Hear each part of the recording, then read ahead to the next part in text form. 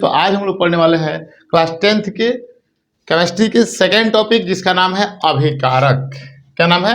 अभिकारक। तो देखिए यहाँ पे सबसे पहले हम लोग जानेंगे कि अभिकारक क्या होता है, इसके दूसरा नाम क्या होता है तो प्रतिकारक, इसको इंग्लिश में क्या बोलता है? रिएक्टेंट। इसके पिछले वीडियो में हम लोग पढ़ चुके हैं रासायनिक संकेत क्या होता है, रासायनिक सूत्र क्या होता है, रासायनिक समीकरण क्या होता है, कोई तत्व परमाणु के रूप में किस प्रकार से रहते हैं, कोई तत्व अणु के रूप में किस प्रकार से रहते हैं। और अब हम लोग पढ़ने वाले हैं अभिकारक के बारे में, यानी कि अभिकारक का ही दूसरा नाम क्या है? प्रतिकारक। इसको हम लोग क्या बोलते हैं? रिएक्टेंट। देखिए इसका डिफिनेशन क्या होता है तो वे पदार्थ जो रासायनिक अभिक्रिया में क्या करते हैं? भाग लेते हैं। वे पदार्थ जो रासायनिक अभिक्रिया में भाग लेते हैं अभिकारक कहलाते हैं। समझ में आया? तो वह पदार्थ जो रासायनिक अभिक्रिया में भाग लेते हैं उसको क्या कहते हैं? तो अभिकारक कहते हैं। अभिकारक को सूचित किससे करते हैं? आर से सूचित करते हैं। किससे सूचित करते हैं अभिकारक को? आर से सूचित करते हैं। देखिए इतना समझ में आया। सेकेंड टॉपिक हम लोग का क्या है इसमें? तो उत्पाद है। उत्पाद को ही दूसरा नाम क्या है? प्रतिफल। इंग्लिश इसका क्या होता है? प्रोडक्ट होता है। तो ये प्रोडक्ट क्या होता है तो अभिक्रिया के फलस्वरूप, रासायनिक अभिक्रिया के फलस्वरूप जिस पदार्थ का निर्माण होता है उसे हम लोग कहते हैं उत्पाद। क्या कहते हैं? उत्पाद। तो रासायनिक अभिक्रिया के फलस्वरूप जिस पदार्थ का निर्माण होता है उसको क्या कहते हैं हम लोग? तो उत्पाद कहते हैं। और उत्पाद को सूचित किससे करते हैं? तो पी से सूचित करते हैं, क्योंकि इसका इंग्लिश क्या होता है? प्रोडक्ट होता है। प्रोडक्ट का प्रथम लेटर क्या है? तो पी है। तो इसलिए उत्पाद को सूचित किससे करते हैं? पी से सूचित किया जाता है। जैसे यहाँ पे समझ सकते हैं कि जिंक की अभिक्रिया यदि H2SO4 से कराया जाए तो क्या बनाएगा? ZnSO4 और क्या बनाएगा?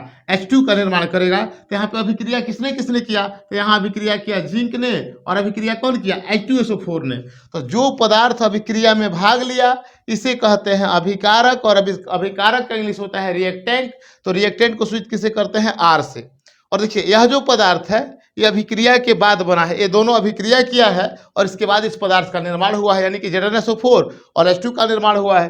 तो ये कहलाएगा हम लोग का उत्पाद। क्या कहलाएगा? उत्पाद। जो पदार्थ अभिक्रिया में भाग लेगा वह अभिकारक, और अभिक्रिया के बाद जो पदार्थ बनेगा वह उत्पाद। अभिकारक को सूचित करते हैं आर से और उत्पाद को सूचित करते हैं पी से। अब देखिए यहाँ पे इसके बाद जो हम लोग का तीसरा टॉपिक है चैप्टर का, उसमें हम लोग को पढ़ना है, जिससे कि यहाँ पे हम लोग पढ़े थे रासायनिक समीकरण। तो यहाँ पे उसी का एक टॉपिक है जिसका नाम है शब्द समीकरण, यानी कि वर्ड इक्वेशन। तो ये वर्ड इक्वेशन क्या होता है? कई बार इसको बोर्ड एग्जाम में रिपीट भी किया गया है।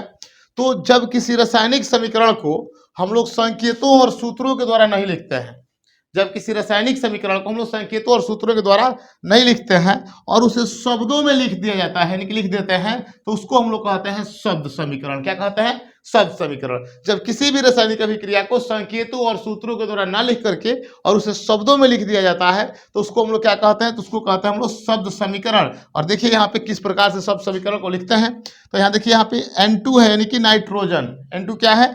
नाइट्रोजन। और यहाँ पे H2 है, हाइड्रोजन। जब नाइट्रोजन की अभिक्रिया हाइड्रोजन से होती है तो यह अमोनिया का निर्माण करता है। किसका निर्माण करता है? अमोनिया का।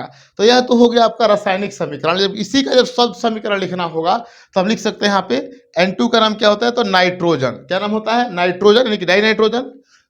हाइड्रोजन से अभिक्रिया कर तो नाइट्रोजन प्लस हाइड्रोजन एरोमर क्या? अमोनिया। इसको मैंने यहाँ पे किस पे लिखा हूँ? तो शब्दों में लिखा हूँ। तो जब इसको शब्दों में लिख दिया है तो यही कहलाएगा शब्द समीकरण। चलिए फिर हम लोग मिलते हैं अगले वीडियो।